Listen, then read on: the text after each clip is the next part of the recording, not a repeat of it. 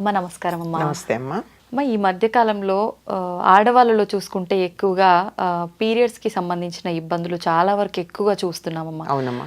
చాలా మందిలో బాగా ఆలస్యం అవ్వడము, ముందుగానే వచ్చేయడము, లేదంటే ఎక్కువగా బ్లీడింగ్ అవ్వాల్సిన దానికన్నా ఎక్కువ అవడం, రకరకాల సమస్యలమ్మా. అసలు నిజంగా పూర్వకాలంలో చూసుకుంటే ఇలాంటి సమస్యలు ఏమీ ఉన్నట్టుగా అసలు ఎప్పుడు వినలేదమ్మా. నిజంగా ఎలాంటి జాగ్రత్తలు తీసుకుంటే ఇలాంటి సమస్యల నుంచి బయటపడవచ్చు అంటారమ్మా? ఆ రోజుల్లో పెద్దగా చెప్పలేదు కనుక, కానీ ఇన్ని మాత్రం లేవు.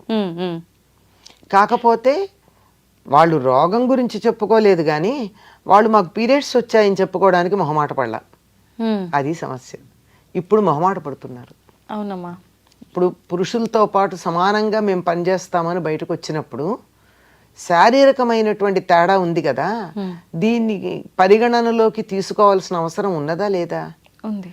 అది తీసుకోకుండా వాళ్ళతో సమానంగా చేద్దామని మనం అనుకుని, మాతో పాటు సమానంగా జీతాలు తీసుకుంటున్నారు గనక చేయక చస్తారా అని వాళ్ళు మన నెత్తిని రుద్ది ఎంత నిజాయితీగా చేసినా ఇవి రావడం వల్ల కూడా కొన్ని సమస్యలు ఉన్నాయి.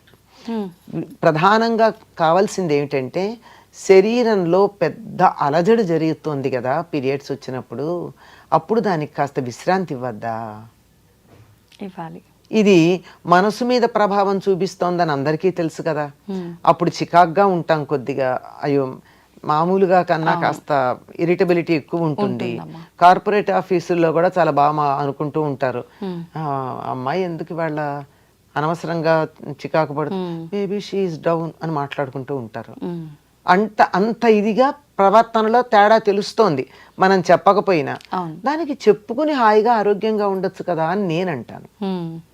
ఎందుకా మొహమాటం? ఇక్కడి నుంచి మొదలవుతోంది. అసలు ఇది కూడా సహజమైందే కదా, ప్రకృతిలో భాగమే కదా. దీన్ని మనం దూరంగా ఎందుకు ఉంచాలి అనేటటువంటిది ఫస్ట్ టైం మెచ్యూర్ అయినప్పుడు మొదలవుతోంది కదా. అక్కడ మొదలయ్యి మమ్మల్ని విడిగా ఎందుకు కూర్చోబెడతారు, మేము నలుగురితోనే ఉంటాం, స్కూల్కి వెళ్ళిపోతామని వెళ్ళిపోయిన పిల్లలు కూడా ఉన్నారు ఫస్ట్ టైం మెచ్యూర్ అయినప్పుడు కూడా. We take care and we go అని. కానీ అది తర్వాత ఎంత ఎఫెక్ట్ ఇస్తుంది అన్నది వాళ్ళకి అర్థం కావట్లే. అప్పుడు శరీరంలో పెద్దగా మార్పు వచ్చినప్పుడు ఆ మార్పుని తట్టుకోవడానికి శరీరానికి కొంత విశ్రాంతిని ఇవ్వాలి కదా. అలా ఇవ్వడానికి మన వాళ్ళు అమ్మాయిని దూరంగా కూర్చోబెడతారు, ఏం పని చెప్పరు. ఒక 10 రోజుల పాటు అమ్మాయి చేత ఏ పని చేయించరు కదా. అవునమ్మా. 11 రోజులు అయ్యే వరకు ఏ పని చేయించరు, ఎందుకంటే ఆరోగ్యంగా ఉండాలి అని. పైగా ఆహార నియమాలు పాటిస్తారు. ఇప్పుడు అది పాటించట్లేదు కదా. ఈ ఆహార నియమాలు పాటించి ఈ కాస్త అప్పుడు శ్రమ పడకుండా ఉండడం అన్నది మొదటి నుంచి అలవాటు చేసినట్టయితే ఆ 3 రోజులో 4 రోజులో ఈ రకాలైనటువంటి ఇబ్బందులు రావు. ఎటువంటి ఆహార నియమాలు పాటించాలి? అప్పుడు మొదటిసారి అయినప్పుడు మాత్రం ఉప్పు కారం పులుపు లేనటువంటి ఆహారం పెట్టాలమ్మా. ఇప్పటికి కూడా డిస్టర్బెన్స్ ఉన్నటువంటి వాళ్ళకి ఆ పీరియడ్స్ టైంలో డైజెషన్ కూడా తేడా వస్తుంది. రెండు కలిపి ఉంటాయి. అంటే దీనికి దానికి సంబంధం ఉందని అర్థమవుతోంది కదా. కనుక ఇది కరెక్ట్ చేయడం చాలా తేలిక డైజెషన్. కనుక దీన్ని సర్దుకుందాం, అప్పుడు అది కూడా సర్దుబాటు అవుతుంది. కనుక మొదటి 3 సార్లు అమ్మాయికి పులగం అన్నం తప్ప మరొకటి పెట్టేవాళ్ళు కాదు పూర్వం. పులగం అంటే కిచిడీ కాదు, బియ్యము, పెసరపప్పు, జీలకర్ర, మిరియం అంతే, ఉప్పు ఉండదు, నెయ్యి, కారం లేదు. నెయ్యి, కారం కావాలంటే అందులో ఉన్న మిరియం గింజే, నంచుకునేటందుకు బెల్లం. బెల్లంలో కొంచెం ఉప్పు కూడా ఉంటుంది పంచదార కన్నా, అంతే, నంచుకునేందుకు బెల్లం. ఇలా రాత్రిపూట పాలన్నం, పెరుగేరు మళ్ళీ. ఎందుకనమ్మా పెరుగు ఎందుకు తినకూడదు ఆ టైంలో? పెరుగు పులుపు, తర్వాత ఒంటికి చలవ చేసేస్తుంది పెరుగు. అంత చలవ అప్పుడు అవసరం లేదు, అందుకని పెరుగు వేయరు. ఇప్పటికి కూడా బాగా పల్లెటూళ్ళల్లో పాడి పంట ఉన్నవాళ్ళు రాత్రి పాలన్నం తింటారు, పగలు పెరుగన్నం తింటారు. చాలా మంచిది రాత్రి పెరుగు తినకుండా ఉండడం. అందువల్ల అటువంటి ఆహారం పెట్టాలి. ఇంకా పైగా వాళ్ళకి ఏదన్నా ఆకలి అనిపిస్తే, అనిపించినా అనిపించకపోయినా బలవంతంగానైనా చిమ్మిలి పెడతారు. అంటే అమ్మా చిమ్మిలి, నువ్వులు బెల్లం మిశ్రమం. నువ్వులు బాగా దంచాలి, తొందరగా అరగడం కూడా కష్టం, చిన్నవి కదా.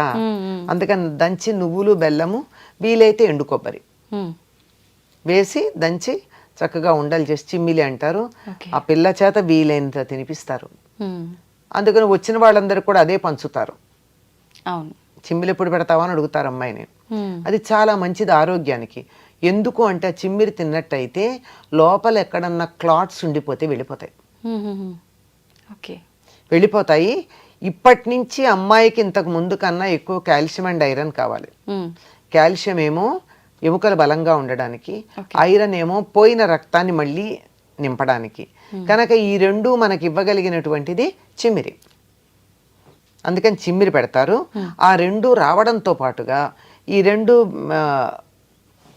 నువ్వులు బెల్లం కలిపినటువంటి దానికి కలిగించే వేడికి లోపల ఎక్కడన్నా క్లాట్స్ మిగిలిపోతే వెళ్ళిపోతాయి.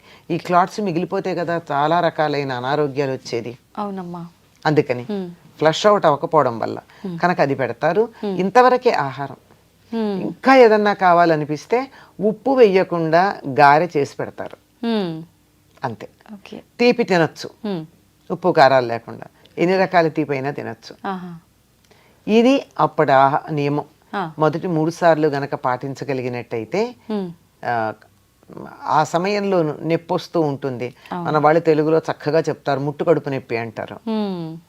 అంటే ఆ ఫ్లష్ అవ్వడానికి అది చాలా ఇబ్బంది పడుతూ ఉంటుంది లోపల నుంచి, లేదా ఓవర్ అవుతూ ఉంటుంది.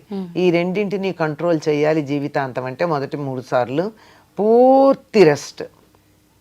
డాక్టర్ల పరిభాషలో చెప్పాలంటే బెడ్ రెస్ట్ లాంటిది.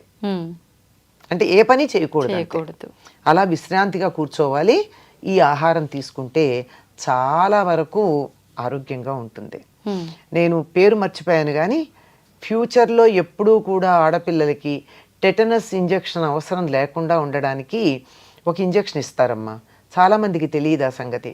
మెచ్యూర్ అయినటువంటి 6 నెలల లోపల ఇవ్వాలి. ఓకే. తర్వాత 2 ఏళ్లకో ఎంతకో మళ్ళీ ఇవ్వాలి. ఆ తర్వాత ఇంకొకసారి ఇవ్వాలి. అలా ఇచ్చినట్టయితే లైఫ్లో ఆడపిల్లకి మళ్ళీ టెటనస్ తీసుకోవాల్సిన అవసరం రాదని. Please consult a good gynaecologist, అప్పుడు బాగా తెలుస్తుందా. పేరు మర్చిపోయాను ఆ ఇంజెక్షన్ పేరు. అది గనక అలా ఇచ్చినట్టయితే వాళ్ళకి లైఫ్ లాంగ్ టెటనస్ అవసరం రాదు. అట్లా. ఎందుకంటే చాలా సందర్భాల్లో ఆడవాళ్ళకి చాలా అవసరమా. వంట చేస్తూ చేస్తూ కత్తి తగులుతుంది, ఇంకో పని చేస్తుంటే ఏదో తగులుతుంది, తర్వాత డెలివరీస్ అని అదని ఇదని ఏదో రకాలు టెటనస్ తీసుకోవాల్సిన సందర్భాలు చాలా వస్తాయి. ఇన్నిసార్లు తీసుకోవాల్సిన పని లేకుండా ఒకటి ఉంటుంది. ఇది ఆ సమయంలో శారీరకంగా మానసికంగా విశ్రాంతి తీసుకుంటూ సాత్విక ఆహారం తీసుకుంటూ గనక ఉన్నట్టయితే 100% వరకు మనం ఈ సమయంలో వచ్చే కడుపు నొప్పులు ఇబ్బందులు అధిగమించవచ్చు. జాగ్రత్తలు తీసుకుంటే 90% అని చెప్తున్నా. మిగిలిన 10 ఎలాగో రకరకాల తేడాలు ఉండనే ఉంటాయి. సహజంగా ఉండేవి, ఇతర అనారోగ్యాల వల్ల వచ్చేవి, ఇంకా వేరే సమస్యల వల్ల వచ్చేవి తేడాలు ఉంటాయి. వాటికి సంబంధించి జాగ్రత్తలు మాత్రం తీసుకోవాలి. ప్రధానంగా విశ్రాంతి, శారీరక మానసిక విశ్రాంతి అవసరం ఆ 3 రోజులు. చెప్పండి ఓపెన్గా, నాకు శరీరం సహకరించదు, నేను బరువైన పనులు చెయ్యను, I will compensate later on, but ఇప్పుడు మాత్రం నేను తేలిగ్గా చేస్తానని చెప్పగలిగిన ధైర్యం ఉన్నప్పుడు ఆడపిల్లలు మగవాళ్ళతో సమానంగా ఉద్యోగం చేయొచ్చమ్మా. అది చెప్పలేరు, వాళ్ళతో కలిసి సమానంగా చేద్దాం అనుకుంటారు. 30 ఏళ్లకే హిస్టెక్టమీలకు పెడుతున్నారు, అబార్షన్లు అవుతున్నాయి, ప్రెగ్నెన్సీ రావడం లేట్ అవుతోంది, విపరీతంగా ఫైబ్రాయిడ్లు అవి వాటితో నానా అవస్థ పడుతున్నారు. ఎందుకమ్మా అనారోగ్యం కొని తెచ్చుకోవాలి? తర్వాత ఆ సమయంలో పాటించే హైజీన్ సరిగ్గా లేకపోవడాలు, అవునమ్మా, సరైన అవగాహన లేక చేసేటటువంటి పనులు చాలా ఉన్నాయి. అతి తెలివిగా టూ మోడర్న్ అనుకుని, టూ అడ్వాన్స్డ్ అనుకుని అవలంబించే పద్ధతులు, ఇలాంటివన్నీ కూడా చాలా అనారోగ్యాన్ని తీసుకొచ్చి పెడుతున్నాయమ్మా. ఆడవాళ్ళల్లో చాలా త్వరగా అనారోగ్యానికి పాలయ్యేటటువంటి భాగం యుట్రస్ మాత్రమే. వెరీ ససెప్టబుల్, అక్కడే వస్తుంది ఏది వచ్చిన. దాన్ని జాగ్రత్తగా చూసుకోగలిగితే చాలు. ఓకే అమ్మా, ముందు జాగ్రత్తలు తీసుకుంటే ఇలాంటి ఇబ్బందులు రాకుండా 90% అవకాశం ఉంది. కానీ అప్పుడు తీసుకున్నాం తీసుకోలేదు ఏం తెలియదు. ఇప్పుడు చాలామంది నీరసం అయిపోవడము, కడుపులో నొప్పితో ఇబ్బంది పడడము, నిజంగా పెయిన్ వచ్చినప్పుడు సరిగ్గా ఫుడ్ తీసుకోరు, ఆ 2 days పడుకుంటారు, నరకం. ఆ నొప్పి నుంచి ఉపశమనం కలగాలంటే చిట్కా ఏమైనా ఉందమ్మా దానికి? చిట్కా ఏముందమ్మా, పాలన్నం తినండి మొదటిది, అంతే, సరిపోతుంది. ఉప్పు కారాలు తగ్గించే, అది ప్రధానంగా కనపడేది అదొకటే. మిగిలింది వైద్యుడి దగ్గరికి వెళ్ళండి. నాకు తెలిసినంతలో హోమియోలో దీనికి మాత్రం అద్భుతమైనటువంటి వైద్యం ఉందమ్మా. ఓకే. కొన్ని వందల మంది ట్రీట్ అవ్వడం నేను నా కళ్ళతో చూసా. రేపు ఫైబ్రాయిడ్ ఆపరేషన్కి వెళ్ళాలన్న వాళ్ళని కూడా మీ ఒక్క 15 రోజులు, ఒక్క 2-3 వారాలు ఓపిక పట్టగలరా అని అడిగి మందులు ఇచ్చి తగ్గించినట్టు 6 నెలల్లో తగ్గించినటువంటి కేసులు జస్ట్ హోమియో. ఓకే. అంటే ఆయుర్వేదంలో ఉన్నాయో వేటిలో ఉండుండొచ్చు, నాకు తెలియని సబ్జెక్ట్ నేను చెప్పలేను కనుక ఇది నేను కళ్ళతో చూసిన విషయం చెప్తున్నా. ఓకే.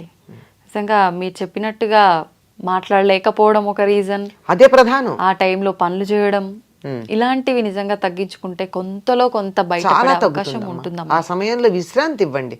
మానసికంగా కూడా ఒత్తిడి వద్దు, శారీరకంగా వద్దు, రిలాక్స్.